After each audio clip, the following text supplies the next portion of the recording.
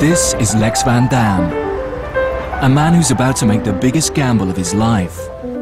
He's bet $1 million of his own money that he can turn 8 ordinary men and women into successful city traders. What I want to do is I want to take people who have no previous trading experience and teach them how to trade.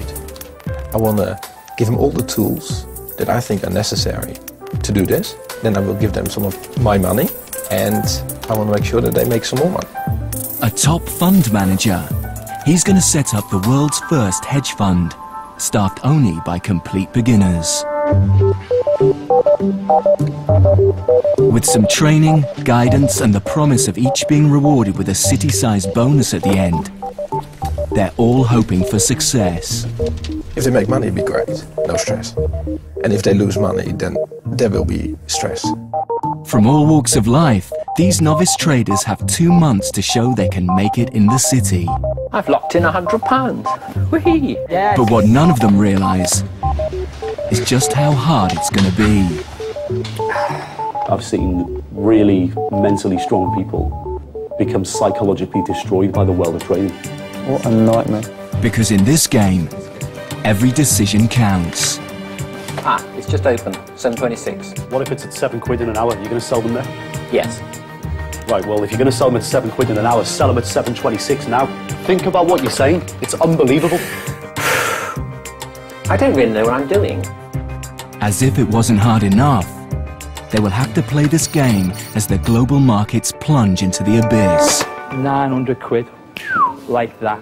As the pressure mounts, will everyone make it to the end? It doesn't matter anymore, you've had your chance. You cannot let emotions get in the way. If you get upset, then this is your last week. Okay. I'm taking a huge risk here, and if they don't care enough, then I'll make sure they care. Can the beginners become profit-making machines? Or will the cost of success be too high for their liking and send this $1 million gamble into freefall? There's a fine line when it comes to being human beings, yeah? And now you see other people in the room responding to that, city or no city.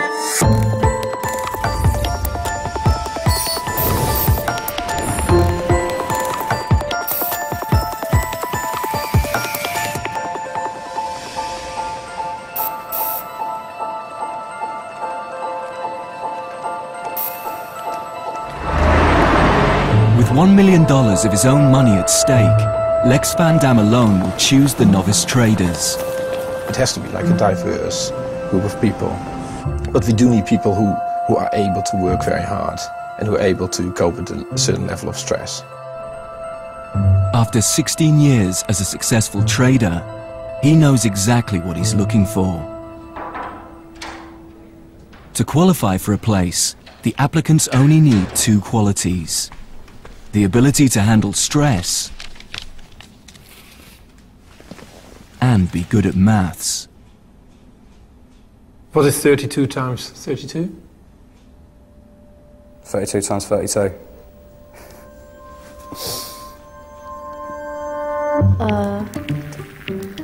904. 1,240. What's the most pressure you've ever been under? I thrive under pressure, actually. What is 32 times 32? Oh, my brain is just not functioning, sorry. 9,942. Would you screw someone over to get ahead? No, never. I wouldn't like to, but if I had to, I would do. Whilst thousands applied, there are only 8 places. What is 32 times 32? The first to impress Lex and secure a spot 1,024. is 36-year-old retired soldier Mike Tavel. I'm a good bet. I've got a lot of good skills, and I'm raw talent.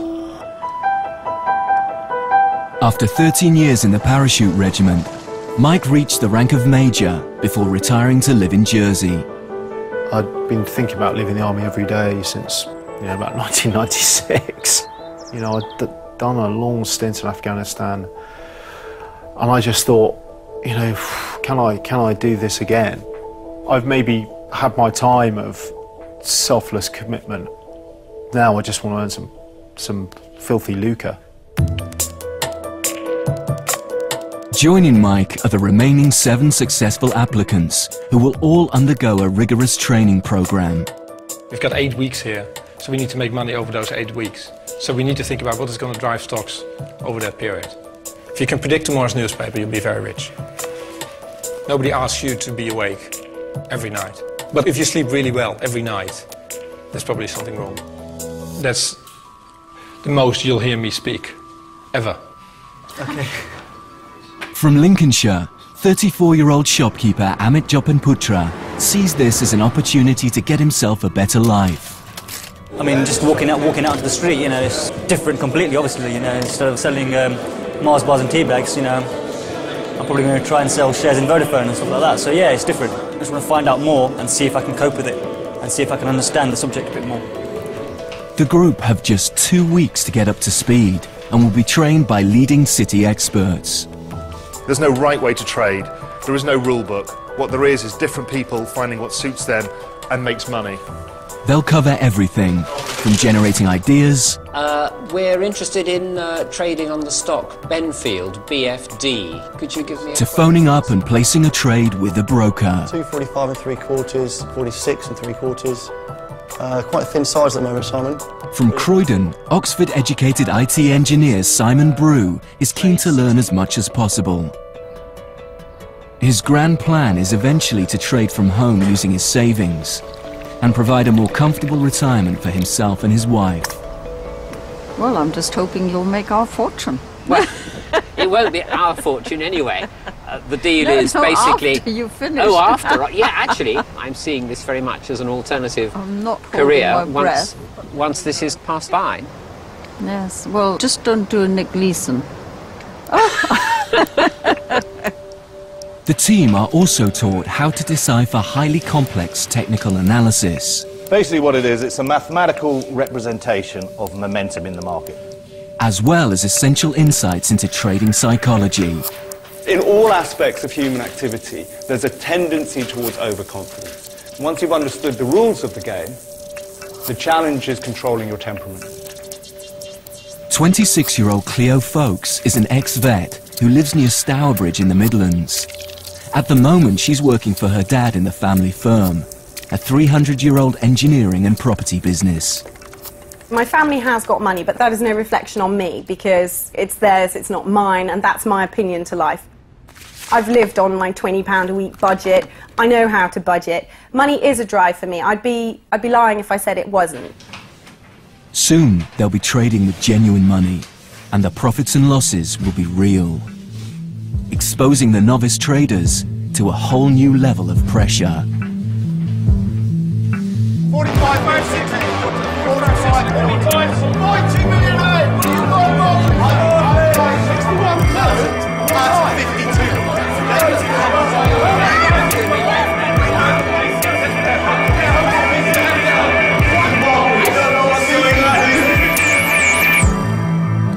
The prospect doesn't scare Emil Coleman, a 30-year-old fight promoter from Toxteth in Liverpool. Because for me, it's about validation. People assume when they look at me, this is me. I'm many different things, and I want to be able to prove that maybe I can be a trader as well.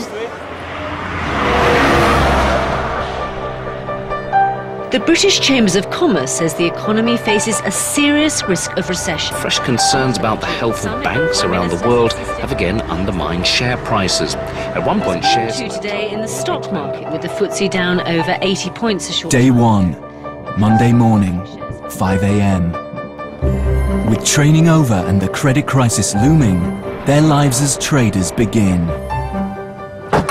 Entrepreneur and single mum Caroline Taysom is leaving her 4-year-old twin girls in the care of her mother to travel from Winchester to the city. I think the skills that I've gained, self-control, stamina, determination, real desire for business success, are going to work incredibly well within the trading arena. 20-year-old Oki Imukwede from Tottenham is partway through an economics and maths degree.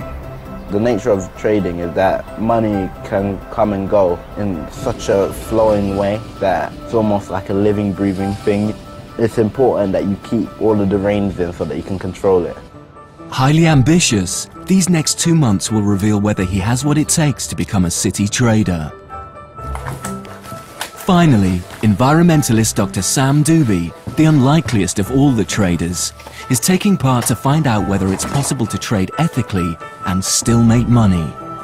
A good trader has to have such a good idea of what's happening in the world, has to be so aware of the wars that are going on in Africa, the droughts that are happening in India, the floods in America, yet the only focus is on the financial aspect of it. And that's a real problem.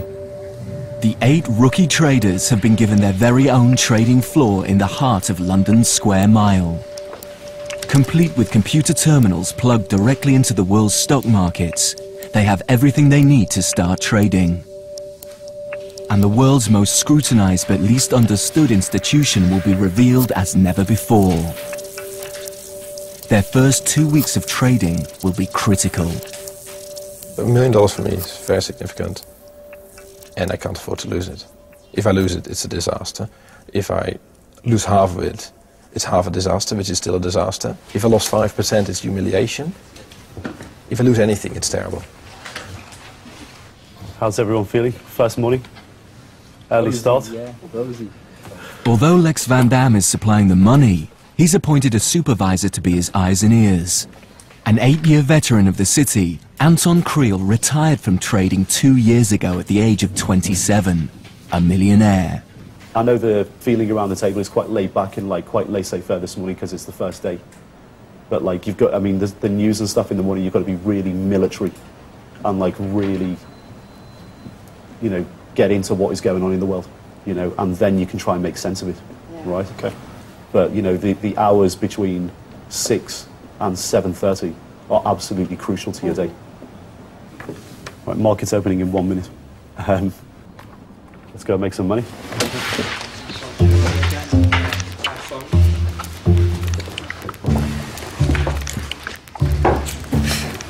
These 8 novices will operate together as a hedge fund. If they're smart enough, they should be able to make money whether share prices go up or down. But before anyone can get a bonus, the fund will have to be in profit at the end. So individually, they must invest wisely because all decisions made will affect everyone. Especially Lex Van Dam. Hello. I have Lex on the phone for you. Okay.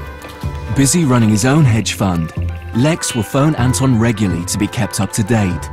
You just make sure that the people trade, right, that they trade their own opinions, right, that you don't tell them what to do. I mean, it's hard to know if these people actually really understand that this is not a game, but this is real money, this is my money. I've worked hard to earn it, and I don't want a bunch of people who don't care to piss it away. Of course. You know, if I'm going to suffer, they will suffer with me. So your role is, you know, you need to make sure that people appreciate the risk. Right. Okay, well, good luck. All right, man. Cheers. All right, speak soon, yeah? Bye. Take care, bye. There may be a public perception of what a trader actually is, which is loads of money, Ferraris, wild parties, lots of women, drugs, going out all the time, blah, blah, blah. Well, I dare anyone to try this for a month. See how much it affects your life. You seriously do earn your money. The big firms get their pound of flesh, you know? And, you know, these guys, they've got a lot to learn in a very short space of time. It'll be interesting over the next couple of days who actually has the confidence in themselves to take their trade idea and put the trades on. It is a baptism of fire. For the first 2 weeks, the rookie traders have been given £25,000 each to play with. The markets open, and through brokers, they finally get their chance to trade the world's stock markets. I'm being really indecisive. I know, that's what I'm... We can't sit on the fence, can we, forever? I say it's performance anxiety, which I need to get over. You know, my brain's not flowing like it should because I'm thinking about it too much. I think the biggest battle is with your own mind, because you're confronted by so much information, and just generating that, in your head and working it through, because you can kind of justify anything to yourself when you speak to someone else, see what you're thinking, but ultimately it's going to be you who, will go and put that trade on, and will kind of be measured on its success or its non-success. 406p, 46p. 63-year-old Simon is the oldest of the novice traders and has spent the last 30 years working as an IT engineer for IBM. I love knowing how things work and why they work, and I've got enough sort of statistical knowledge to be able to cope, I hope, and therefore I'd like to give it a go. Okay, right, I'd like to buy, please, 400 British Gas. He's the first to call the brokers and make a trade. Current price is 12.04 offered. Okay, 12.04. Fine. Price 400, Bye. 12.04. That is all done for you, sir. Thank you very much. Goodbye. Yay! Well done, Simon. Spend some money. Right. I took the plunge, decided to place the trade for British Gas. I'm hoping it's going to rise gently over the next few weeks. Its lowest today was 12.03, 12.04. Whoops, it's just gone down to 12.03. One is in danger of getting neurotic about this, but you just have to move on and concentrate on the rest. I'll probably remember this the trading decision for the rest of my life. It's the first one I've made, it's big excitement, and let's hope it's been successful. To control risk, the traders can only invest £5,000 in any one stock.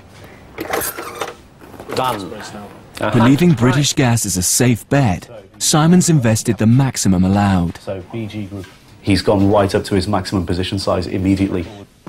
Right. That's it. Thank All you. right. If you do that in a portfolio as a professional, to me, you have absolute maximum conviction that this stock is going up. Right?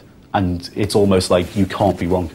If the stock does nothing for 3 days or goes down for 3 days consistently, it's going to drive him absolutely mental. Oh, look at this. It's down at 11.86. That's awful. I keep saying I mustn't let it upset me, but of course I keep thinking I wonder what it's doing, and that is in fact distracting me from the main job I'm supposed to be doing, the main job I want to do now, which is look for other trades that will actually perhaps compensate in performance. Right, I'm going to close this chart and concentrate on my next job. You get neurotic staring at it, and that's definitely a mistake. Oh, this is awful, 11.85. Oh my God.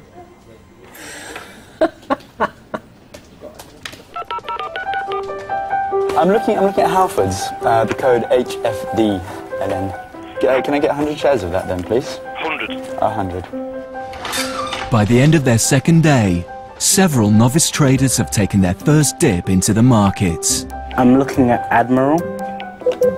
Can I get a price on Domino's, please? DOM. Can I short that if it goes to 189, please? 500. Ultimately, they have two methods of trading available to them. Buying long, simply making money if the share price increases, or selling short, a complex deal that involves borrowing, selling, and then buying back shares. This allows the trader to make a profit when the value of a stock goes down. That's Rupert speaking. Rupert, it's Caroline calling from Traders. Hello, Caroline. Hello, I'm good. I want to place my first trade, please. That's absolutely fine. Which stock are you looking at, Okay, please? well, I'd like to buy Tate & Lyle, Tate LN. 42-year-old single mum and entrepreneur Caroline has always wanted to work in the city. That's all done. Fantastic, thank you. Okay, bye-bye. Bye. I've done it. Although she's determined to succeed, she finds the idea of selling short or profiting from the losses of others hard to stomach. It seems awful that you can sit here as a trader and wish that the value of the company would go down so that you can make money on it. It's really morally quite bizarre thing to do. Yeah, and somebody who spent a lot of years building up a company to sort of lose the control that you have over that just because maybe another company in your sector is is performing particularly bad and you get pulled down with them. It just seems horrendous. Bollocks. That's a real bugger. Former vet Cleo is less concerned about the ethical issues of trading. Shown during training to be a highly intelligent, structured thinker, it's believed she has the greatest potential in the group. I think it's an environment that I'd be really good in. It's fast-paced, which I thrive in. It's pressure-driven, again, which I thrive in. And I love the way that these huge macroeconomic issues impact on all the stocks and this type of thing and how everything is interrelated. I just find it really, really interesting. It's a global event that gives Cleo her first trade. Let's go straight to our top story this morning. Investors reacting to mounting instability within the Middle East. It obviously has everybody here concerned, both on a personal level as well as a collective business confidence level, as the sabre rattling goes forward. A missile test in Iran causes Middle East instability, and as a result, oil prices begin to rise sharply. It spells bad news for heavy fuel consumers. Jumping into the market, Cleo's quick to short sell British Airways, betting their share price will fall as their profits get hit by rising oil prices. It's a good deal, but her caution is getting the better of her. She's only traded 200 shares, by far the smallest investment of the group. You know, it's more I wanted to just get through it. I know that sounds awful. And I know that's completely the wrong rationale, but I prefer to place one small little trade because it's the first time that I've ever dilly-dallied with anything like this. Oh look, see, it's down 200. I'm so sorry, I'm going to keep myself under wraps now. It's just the first one, I get really overexcited. Right, sorry guys, really sorry. I'm going to control myself now. Oh my god, it's just gone again. How much have you made? 1p?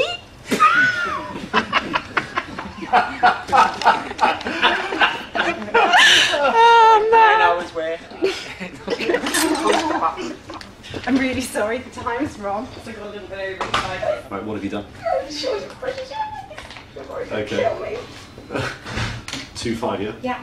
Quantity 200? I know, it's only baby. Uh-huh. That's it, cool. Well known for their high quality products. So exciting. Right, enough of that. Put your emotions on one side and head on to the new trade.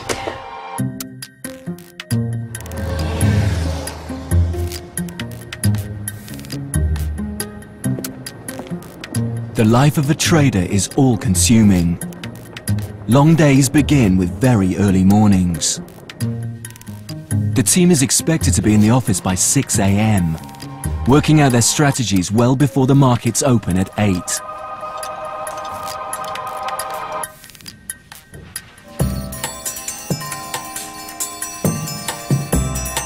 Their screens come alive, falling shares turning red, rising shares blue.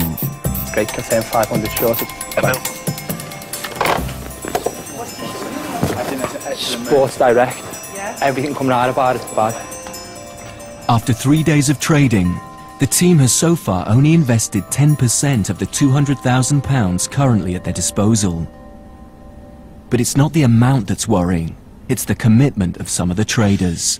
If you leap with joy or... Simon? Yeah? What price of BG Group in the auction? 1168. My stop is 1160. They're 11.59 now. What price are they in the auction?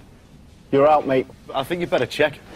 Away from his desk when the market opened, Simon is unaware that his shares in British Gas are plummeting and losing the team money.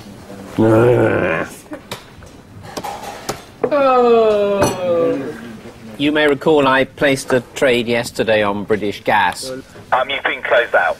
Oh, bother. You have no position yet in British Gas. Right, so what was the closing price, please? Simon's shares have fallen so sharply, they've been sold on automatically. Yeah, can confirm you were closed out at 11.58. 11.58. Right, okay. Known as a stop loss, this is an order with the broker to close a trade if it loses too much money. Gloom and despondency. Overnight, Simon's trade has cost the team £250. Just forget about it. No, I'm not stressed. I just want to explain why I did what I did, to see whether I could and should have done anything differently. We'll have a proper chat about it later. Later. But, yeah, mid-morning. For now, absolutely. Don't worry about what's happened this morning. No, I haven't. No, honest, trust me. As it stands now, you've got no positions. That's right. You need so to generate some ideas. The slate is clean, so start again. Yes, absolutely. No, I'm taking generation. it very much in that vein. Cool. All right, mate. A little bit concerned about his behaviour. Very lackadaisical, and right. You know, I had to shout over to him. To be honest with you, I'm just a little bit pissed off. And I just don't, you know, you cannot behave like that on a trading desk. You know, it just shows a really bad attitude towards investing somebody else's money in the market. If you behave like that in the real world of trading, like, your career is going to be very short-lived. There are, however, some within the group who are showing real promise.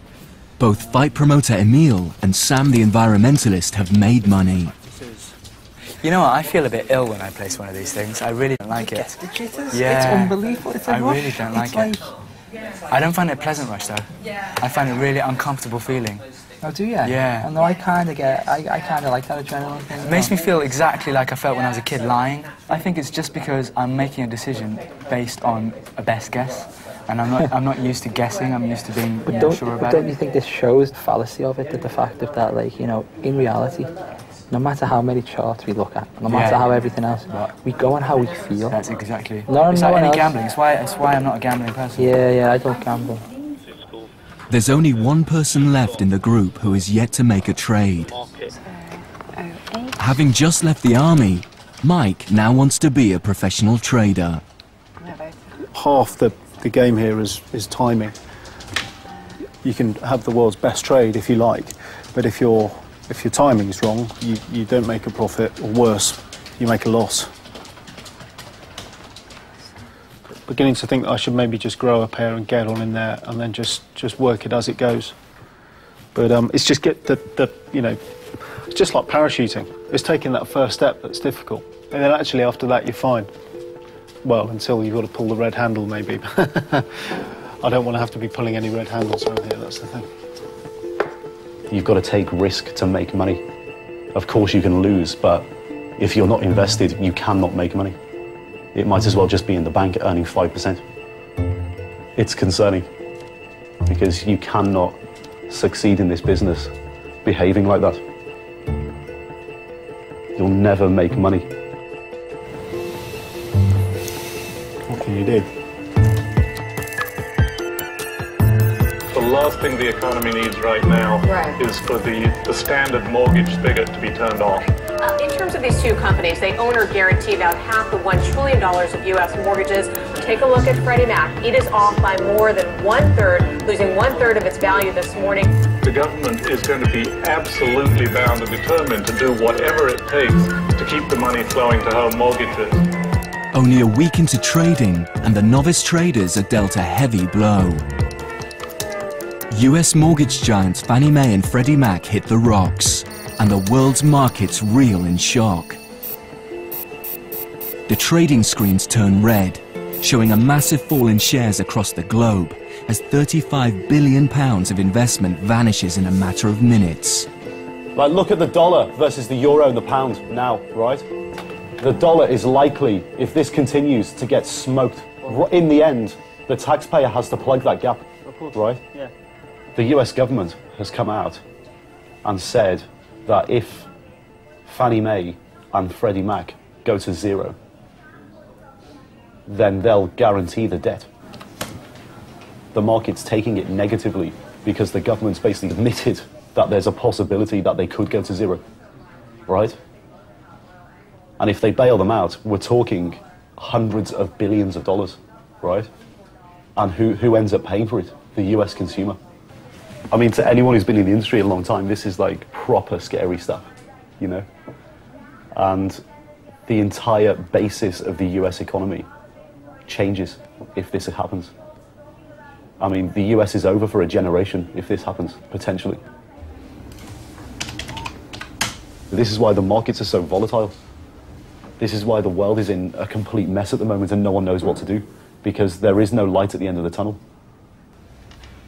3 319.75, yeah? 375, okay. And that's 1,000 shares that you've bought. That's it, mate, yeah. Great, thanks a lot, Luke. All right, mate. The global credit crisis has spread to British shores, and Sam, the ethical trader in the group, Good lord, that was a rapid rise.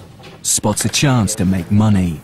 The mortgage lender Alliance and Leicester has now found a buyer, allowing the company to shore up its finances after losing 2/3 of its value over the past year. Now, Spain's biggest bank, Banking giant Santander has announced a takeover of Alliance and Leicester. Quick to react, he buys 1,000 shares. They rocket and make the team an instant £200. Out of Alliance and Leicester. You got out to 32.5? Yeah. Good, man. 328. See. Hello. He's just sold them. Superstar, mate. 332.5. Yesterday, I read a news story on Alliance and Leicester, so I bought some shares in them. That made the share price go up, and I sold them and made some money from reading a news story. I didn't do anything. That's the nature of the game, really. You're not doing anything at all, really.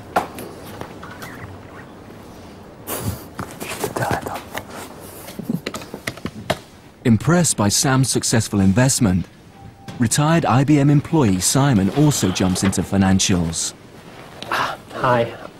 Okay. Not sure yet. I placed earlier a buy limit order on Bradford and Bingley. Okay. And it's just been filled, so. Oh, cool. Okay. Hope for the best. All right. Buying long into Bradford and Bingley, he hopes to see their share price rise. But less than an hour after he places the trade, its share price plummets. I'm afraid my long in Bradford and Bingley didn't work. Really? Bloody hell. Sorry about that. It's very frustrating. This is just an unbelievably complex business. You've got to keep your emotions in check, you've got to do the analysis, you've got to do your homework. There's so many balls to keep in the air. And maybe different personalities are better at coping with short-term decisions, and maybe I'm better to concentrate on a few long-term decisions, long-term trades, rather than leap in on the basis of follow me, as it were, which is really what I do with Bradford and Bingley. Simon's decision to buy into the UK's largest buy-to-let mortgage provider at a time when many are going to the wall, obviously ridiculous, right? hasn't gone unnoticed by Lex and Anton. Clearly his mind's just in the wrong place. Like he's not done, like, it's not just him. I mean, there's other people in the group that just, the whole general level of focus of the group is just too low. Like, these guys are just not intense enough. Of greater concern to Anton and Lex is that those who should be showing the most promise are also struggling. Oh, hi. It's Claire from Traders Again. Is that Luke? Hi, Luke. I put a sell order in with Rupert for GSK, GlaxoSmithKline. Feeling the pressure, Cleo has sold all her stock and now has nothing invested. Oh, man, look, now it's gone straight back up. Stupid idiot folks. I think there might be a bit of an issue with Cleo, because she's just traded out of her only 2 positions, which were tiny anyway, and now she's got 0 risk. Well, maybe she's just rethinking it, no? Maybe, but I think the way she did it, she's lost confidence. I've just taken a loss and it's gone down. You know what? I don't like trading. You want them to generate ideas, and you want the book to go up, and you want them to be confident. So you want them to be upbeat, but at the same time, they've got to be disciplined, because some of the stuff they're doing is nuts.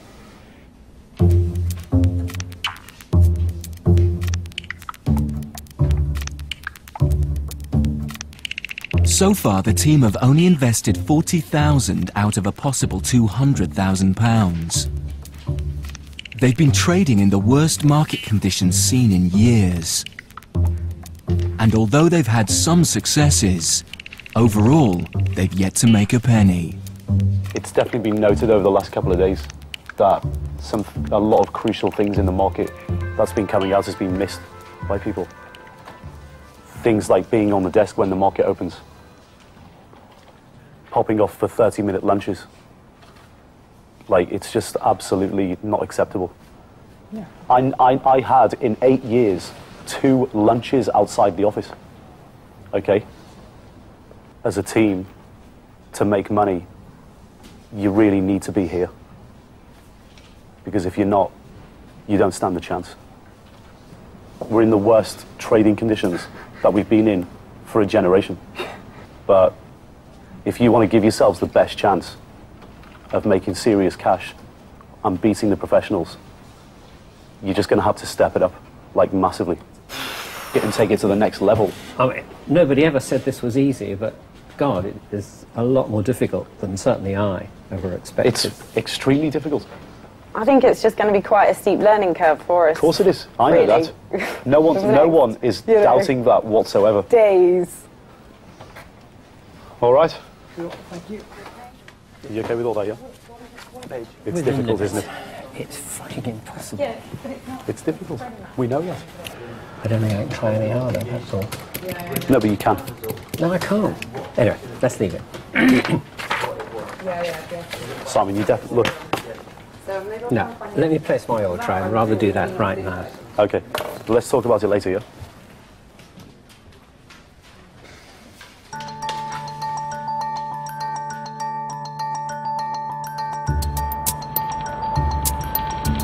The end of week 1. And so far, retired soldier Mike has only dabbled in the market. Mike knows he needs to make money if he's to see a bonus, and with aspirations to become a full-time trader, he wants his first meaningful trade to be a statement of intent. I'm just extremely competitive. I wear a heart rate monitor so that I don't run too fast. Sometimes I have to rein myself in because it forces you into places where you don't really want to be, like racing my girlfriend, getting dressed and things like that. 1056 at 1057.5. 1056 or 1057.5, yeah? His trade idea is a highly controversial and risky one.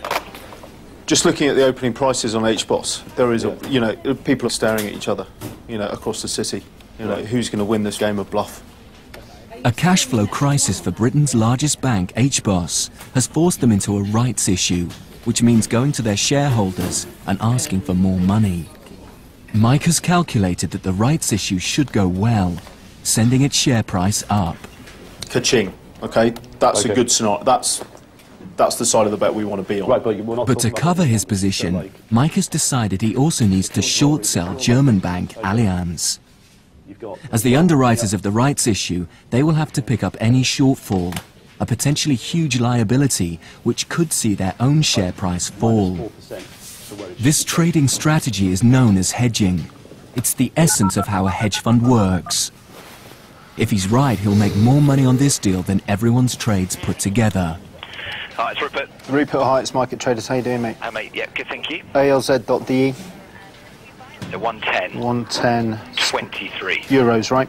That's right. Sold 46 Allianz at 110 spot 23 euros. Confirm. HBOS, HBOS, LN, bought. Yes. 1419, 278 spot 25. That's right. Lovely. Nice doing business with you, mate. Thank you, mate. Cheers. Bye bye. Well done. I mean, there's risk in every trade, but I've worked through the numbers, and my downside risk is far smaller than my upside gain. And if it comes off, we'll make a lot of money for the team.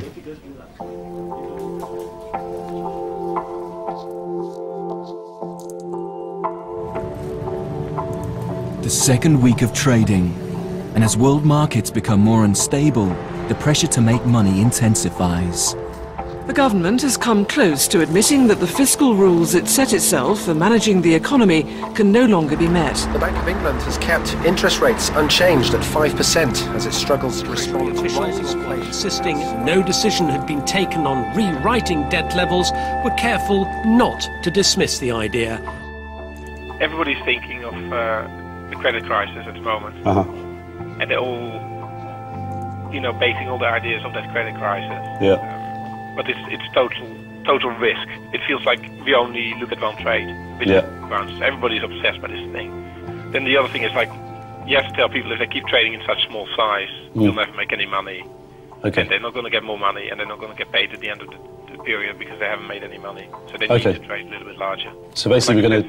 First week boring was fine. Second week boring is not so good anymore. For this hedge fund to be successful and make money, everyone must invest their cash. Failure to do so could result in their removal from the team. Please rally. At the beginning, Cleo was highlighted as someone with great trading potential. But after starting with immense self-belief, her confidence is collapsing.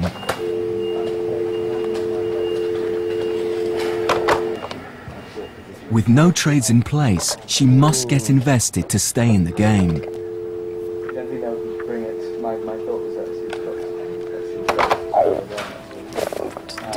I hate this. I think I actually hate this. No, but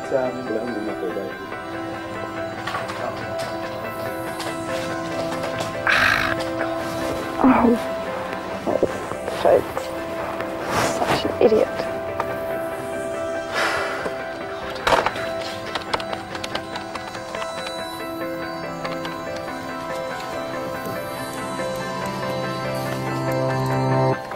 Why didn't I just bloody buy it? She's actually really scared about trading, which is a little bit concerning. I think I might have to go and speak to her later, take her out of the office or something, because yeah, I can see that her head's a bit all over the place, and she's really scared about pulling the trigger. I just can't commit to it. I just can't commit to it, you know? You don't, look, it's very, very difficult, this business, okay? And you know, it's the whole... It's difficult to I'm take... a perfectionist, to take that abstract thought process and those ideas, those trade ideas, you know, and put them into practice and then manage risk, okay? They're two really different skill sets. But you're indecisive because you're a perfectionist, right?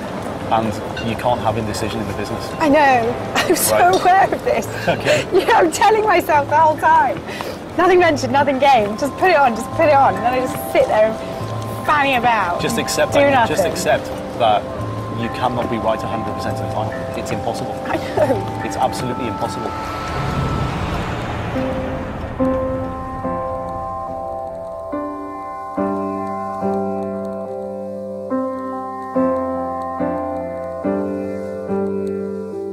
I'm frustrated. I'm frustrated at my lack of knowledge. Massively frustrated by it. And that spills over in this, you know, this sense of being. And I feel like a lamb to the slaughter at the moment.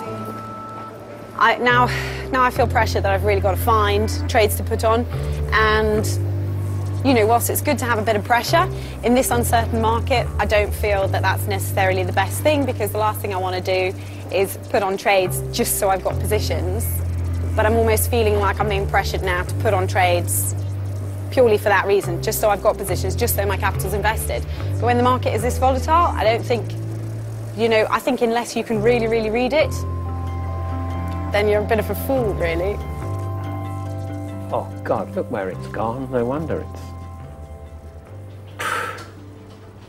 For his third trade, Simon believed he was playing safe, investing £3,000 in insurance company Royal Sun Alliance.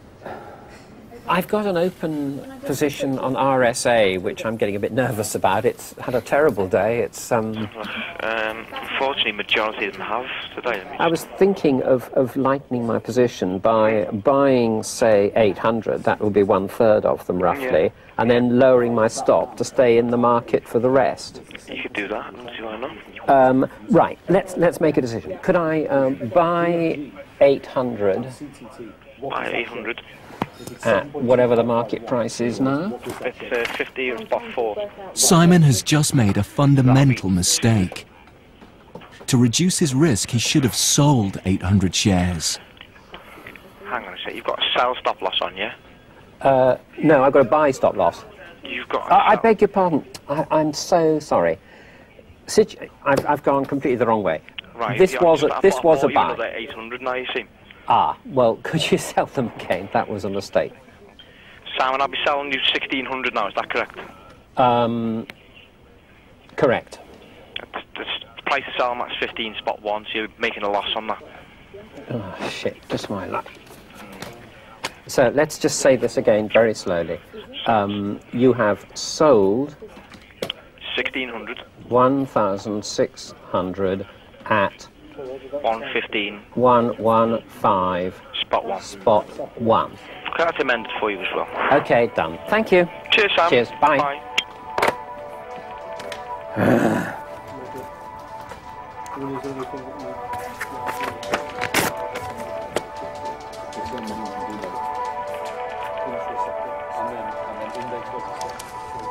In the space of a 2-minute phone call, Simon has cost the team £200. So far, every deal he's made has lost money.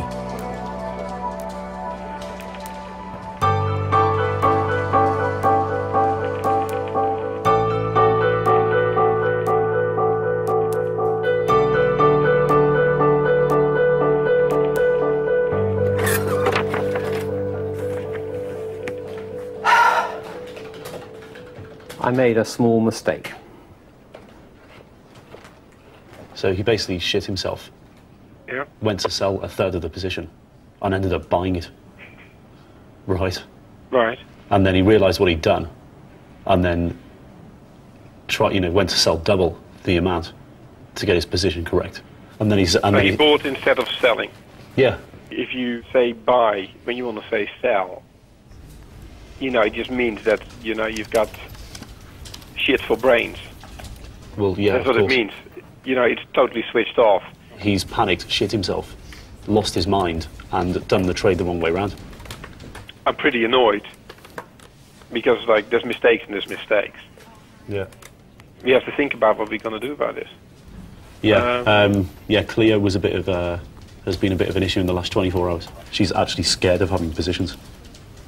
Right. We were off the desk today for an hour and a half, and I've got shit to do. You spend an hour and a half with her? Yeah, because, mate, she's crying. Do you know what I mean? Who can cry for an hour and a half?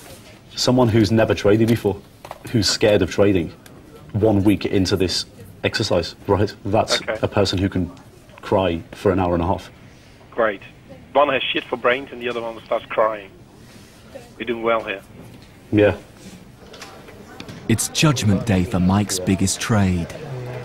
The results of the HBOS rights issue are in, and it's not the news Mike wanted to hear. HBOS, Britain's biggest mortgage lender, raised about £4 billion in a rights offer to shore up its balance sheet. The trouble is, most of the shareholders didn't actually take up their rights to the shares. Today, shareholders bought just 8% of the stock on offer, leaving the underwriters, Morgan Stanley and Dresdner Kleinmont, with a bit of a headache. Underwriters will try and get subscribers. Do you know anyone who's long, somebody's long HBOS? Yeah. One of you guys? Yeah, it's Mike, yeah. It's just time to keep an eye on the price this morning, because yeah, he's on it, yeah. It's not very good news on them. No. With HBOS falling, Mike's short sell in German bank Allianz isn't working either. Come on, HBOS. Despite the problems, its share price is unaffected. I'm hanging on to my arse here. Jesus Christ. I mean, my reason... What is your ratio telling you? Your ratio? It tells you that I'm down about 4%. I'm right on the brink. Come on, bitch. For sake. His £8,000 pairs trade is now losing money. It's not good, not good. And he's provoked the wrath of Lex Van Dam. Hello. Hello, I have Lex on the line. Okay, thank you. Thank you. Hey, how you doing? Hey, man, how's it going? Okay. You see HBOS? Yeah. Does Mike know what's going on? I don't know. He hasn't spoken to me. It was madness itself to go long HBOS. He's been waiting for weeks to trade, and then this is the best thing he can do. It was just stupid. Okay. He's just sitting there in the ocean, and maybe the wave goes the right direction, and maybe it goes the wrong direction. And we both know the way they're trading at the moment, it's always going to go the wrong direction. So listen, I've just got to be careful. I really have to go. All right, cool. Bye, bye. Yeah, bye. Mike. I reckon I need to cut that position. We're down about 5, just under 6%. Okay, so the cut's there. Cut it, move on. Don't feel bad about it. It's, shit happens. Shit happens, and this is just one trade out of many that will happen. Absolutely. Yeah? Cool, all right, mate. So if you want to do that, that's cool. Okay. Yeah, he's gutted, but like I'm looking at this personally as a trade that could have gone massively right and a little bit wrong. And it's gone a little bit wrong. You know, he spent an entire weekend probably thinking about it, walked in and lost money, right? And that's just the life of a trader.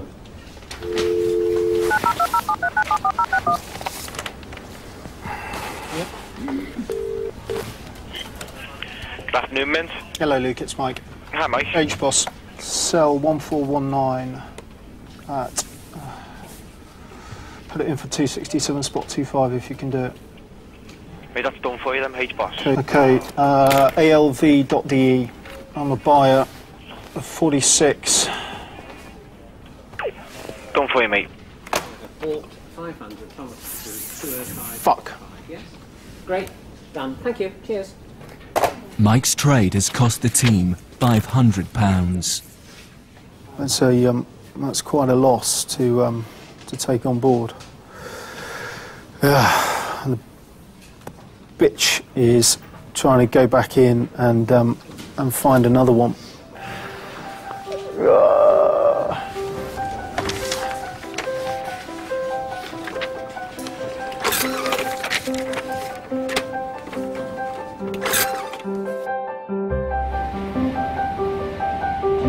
The UK's biggest mortgage lender, Halifax Bank of Scotland, has announced that its statutory first-half profits plunged by 72% to £848 million. The bank blamed the loss on the credit crunch and also reported an increase in bad debts. As the traders reach the end of their second week of trading, they're faced with their biggest test so far. We are awaiting numbers, earnings reports from Citigroup. They are due out any second from now. We'll bring you those numbers as soon as they cross. We are Citigroup, the world's largest bank, is about to announce an earnings report. In the financial world, this is a global event and will have a massive effect on the world's stock markets. If the team properly hedge their investments, the fund should be able to cope with anything the market throws at it. I'd like to sell a go short on that. With market confidence in the banking sector at an all-time low, It's a red day. We need a red day. the novice traders have predicted the figure will be bad. 1,000 would be 2,000. Convinced there's an opportunity to make some quick cash, they all go short. 263. Well, I'd like to put in an order to short 900 of them, please. Okay, I want to sell short. 698, £7.50. 697, 700. Okay, I'll sell. Can I have 698? It's not actually bid there, it's 697 bid. Okay. You wanted to sell it at 698. Yeah, sell short. That's my biggest trade. How much? Nearly £3,000. Ooh la la. Back in the game. Hi, who's that? Hi, Rupert, it's Emil from Trades. Hi, you okay? Can you look at Domino's for me? DOM. In total, they short sell 16,000 shares, a massive £41,000, in the hope that prices will fall. Yes, baby, go down, go down. But not one of the traders has hedged their investments by going long in case prices should rise. A potentially calamitous mistake. Well, it looks like that these numbers are better than had been estimated, Carol, and we are actually seeing, as we speak, the futures really paring the losses very rapidly. As I look at my Bloomberg terminals, you can see what the shares are doing in the pre-market already, up by 3%. Sell. And RBS is going up with that news. Is there something else? RBS Is there is something going else? up. Is there How something can else? RBS It go just up? means it's going up. That news. Noise is going up. Only a fraction, so is there something else? For the novice traders, it's the worst news possible. The figures are better than expected. The markets immediately rally and share prices rise across the board. This morning's short-selling frenzy has left the team massively exposed, and they're losing money fast. 6%, mate, yeah. It's a day, I shorted them at 290, 292. Just making sure that you're aware, mate, of what's going on, because obviously you bid you short and you don't get tired out. Yeah, 3 or 4. From a position of profit, the group are now facing a heavy loss. It's like Monopoly today, it's great. Everyone's just gone for it. It's quite a nice atmosphere actually in the office, even though we're all hemorrhaging money. It's absolutely typical. I think a lot of people got into banks because there was a hubbub about banks yesterday, and everyone has got absolutely trounced on it. If it was one person getting absolutely trounced, I think it would be quite difficult. But because everyone's in the same position, yeah, it's fine. I think the mood is pretty good considering. They've been trading for a fortnight, and so far they've only lost Lex's money. Hello. Good afternoon. I have Lex on the phone asking for you. Okay, yeah, put him through, thank you. Hello. So what's the P&L? Not gonna like. You're not gonna like. I'm not gonna like, okay. Down 2.5 grand. You're joking? No. Are you serious? Serious. Wow. That's a lot. You know, I am actually starting to get a little bit upset.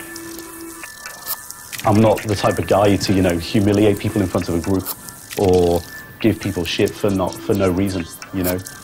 But, you know, if I have to give them shit, it's for their own good. Because if I don't, Lex will walk in one day and just destroy somebody in front of everybody. And that's not going to be good for anybody. Oh, we're getting our fucking faces ripped off, that's what's going on. The people who are doing their conkers today are people who have shorted on the open and bought nothing against it. Right? Yeah. Market moves 0.5%, and look how much money you can lose from a 0.5% move in the market. You've been muppets. Like, you've shorted something naked from after all the conversations that we've had, right?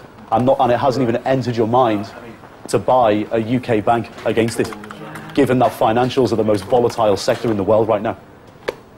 Yeah. You've got to learn from your mistakes. It's risk management. Naked punting is for idiots.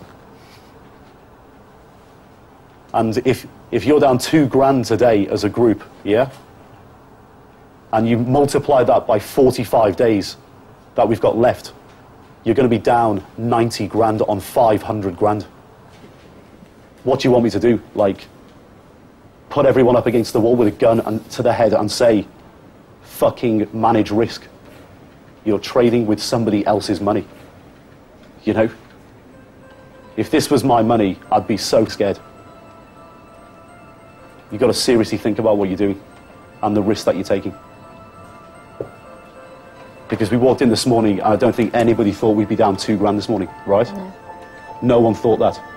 But guess what? 4 hours later, we are. This is the week where they need to make some money. Oh, he's going to kill me. I don't need to feel this self-worth at the moment. We are under Russian invasion and Russian occupation rights. Turkey, Azerbaijan and Armenia, the countries which border it. Like, this is gun to the head time. Fine, decision, I will sell them. Now. Look, I'm not telling you what to do. No, I know you're not. Christ's sake. If it's legal, the morality is irrelevant. Is that what you're saying? Sam, it's a bad world. I think it really brings out the bastard in you. The last time I had trauma like this was getting divorced. If people walk out because they can't take it, so be it.